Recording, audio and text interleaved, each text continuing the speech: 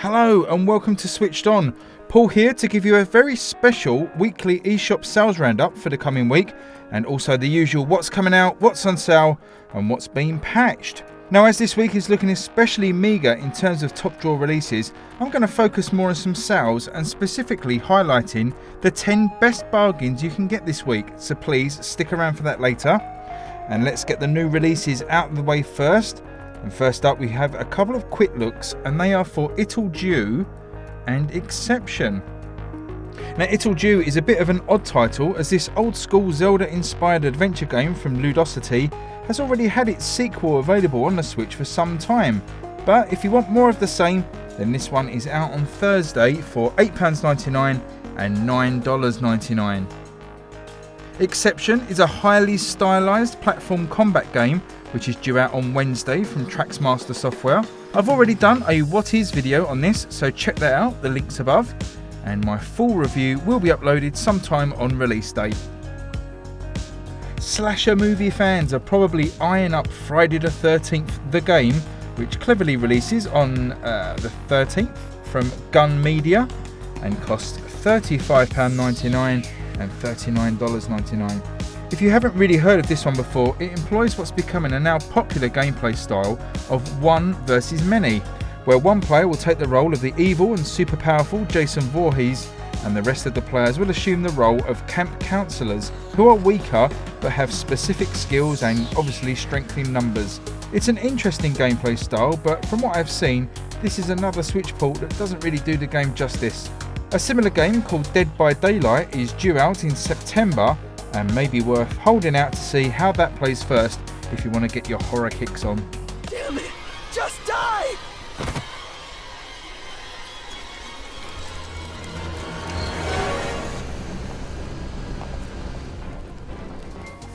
Next up, we have another entry in what is becoming an incredibly popular genre on the Switch, and that is the turn-based strategy RPG genre.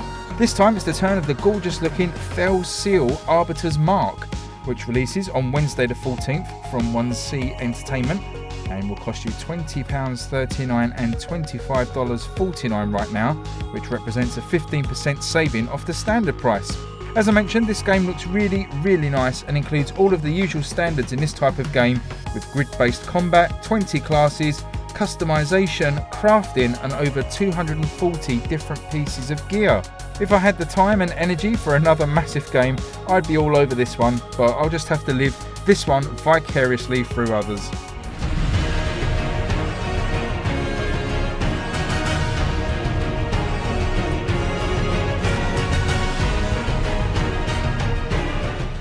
I'm trying to keep this section shorter than usual, but quickly have to highlight a game I think looks super interesting, and that is Far Lone Sails. Described as a vehicle adventure game, it looks beautiful and from what I can make out, appears to have mechanics a little bit like the PC game FTL, where you basically have a cutaway view of the inside of your vehicle and have to run around maintaining the different mechanical elements of it to keep it running and moving onwards throughout the game. Again, I may not have time to pick this one up myself, but I know a few people that have been playing it for review and have been enjoying it. It's oddly out this Sunday from Mixed Vision, and will set you back £13.49 or $14.99. Okay, the final release of this week is not actually showing up on the eShop as of yet, but I'm assured it's coming, and that is the Grandia HD Collection, which should be dropping on Friday the 16th. This collection is the HD remastering of the Saturn and Dreamcast RPG games Grandia 1 and 2. Grandia 2 particularly is extremely well regarded, and both games are looking great with their shiny new coats of HD paint. These games were Sega's answers to Final Fantasy series, which was held captive from Sony's PlayStation at the time, and it's said that Grandia 1 is a solid response to Final Fantasy VIII in particular. Unfortunately, I can't find a price for this collection anywhere, and it's odd that it's not been listed on the eShop, but if you were a fan of these games back in the day, or just fancy some old school RPG hijinks, then keep your eyes peeled on Friday.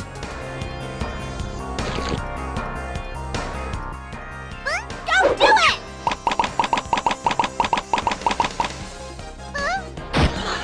Right then, as promised, here is a special sales section this week where I'm going to list my top 10 picks of games whose sales period ends in the next 7 days.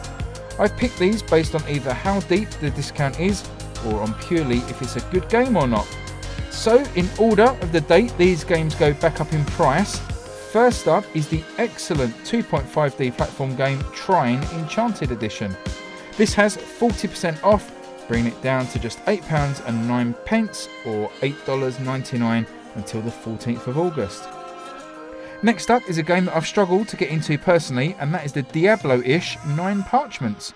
With a whopping 70% off, making it just £5.39 and $5.99 until the 14th also, it's definitely worth grabbing at that price.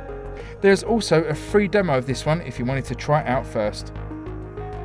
Another indie take on another big budget game next, and that is Brawlout, which takes its inspiration from Super Smash Bros, but with a mix of unique and indie game characters. A big 60% off here, making it £7.19 or $7.99 until the 14th. Boss Battling 2D shoot 'em up Mech Extermination Force is an excellent game and has a nice 20% off until the 15th, which means it's a nice price too at just £8.79 or $9.59. A new game next, and that is the Grandia Collection, which is a collection of bullet hell shoot 'em ups, and it looks very good indeed. If you grab it before the 15th, you can make an excellent 50% saving off the launch price, making it just £4.49 and $4.99. Next up is a game that didn't review amazingly well but still looks fun, and that is Rad Rogers. With a very specific 41% off until the 15th, the price feels more palatable of its shortcomings, as it's now £15.99 and $17.99. Now, a game that did review amazingly well, and that is the superb platform game Monster Boy and the Cursed Kingdom. This has a relatively small 15% off, making it £29.74 and $33.99, but it's still an absolute steal and worth picking up if you've been on the fence. Something a little bit different, and that is the full motion video title Late Shift. This has off the hook production values and is easily as good as most good TV shows, and has some stellar acting in it too as you pick your way through this adventure game. A very nice 50% off, making it £4.99 and $6.49 until the 15th, and it's well worth getting if you fancy an alternative movie night. This next entry is also a recent release, and that is Pillars of Eternity, which whilst being of a premium price does see a welcome 20% launch discount. I'm playing this for review at the moment and having an absolute blast with it, so I felt it was worth mentioning the current price of £35.99 and $39.99 before it shoots up on Thursday. So the final pick in this list is Morphe's Law, which has recently received a massive overhaul to its launch version with loads of fixes and improvements. If you passed on it before, then there is literally no better time to buy, with 60% off until the 18th, making it £6.39 or $7.99. So there you go, my 10 best picks of games coming off sale that you should be considering, and hopefully you like the slight twist in the format this week, and please let me know below if you'd like to see this carried on in weekly updates going forward. Stay tuned for news of a game release date being pushed back, but for now let's get to the patch news, and 2 big games have had patches this week, so prepare those updating fingers. First up is the 10 out of 10 indie game Slay the Spire, which has hit version 1.0.2, which has smoothed out some of the little performance issues that had garnered some complaints from players, as well as fixing some minor UI issues and a few other little niggles as well. Definitely worth grabbing this update if you've been enjoying this game.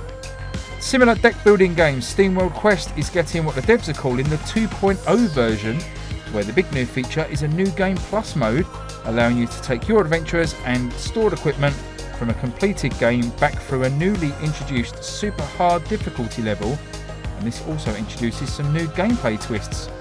There's also a lot of other additions and fixes, so if you have completed this one previously, and it certainly sounds worthwhile picking it up for another playthrough. Okay, that's about it for this week, with just one quick announcement to make before I go, and that is the upcoming pool and snooker game This Is Pool has been delayed until sometime in 2020. Now I'm crying out for a decent pool game on the Switch, and with no news on Snooker 19's launch, this is all a bit of a crushing blow. I'll keep you updated on either of these games getting a more solid release date, and it feels like Snooker 19 is pretty close to launch, but the devs there are keeping any official launch news close to their chests for now.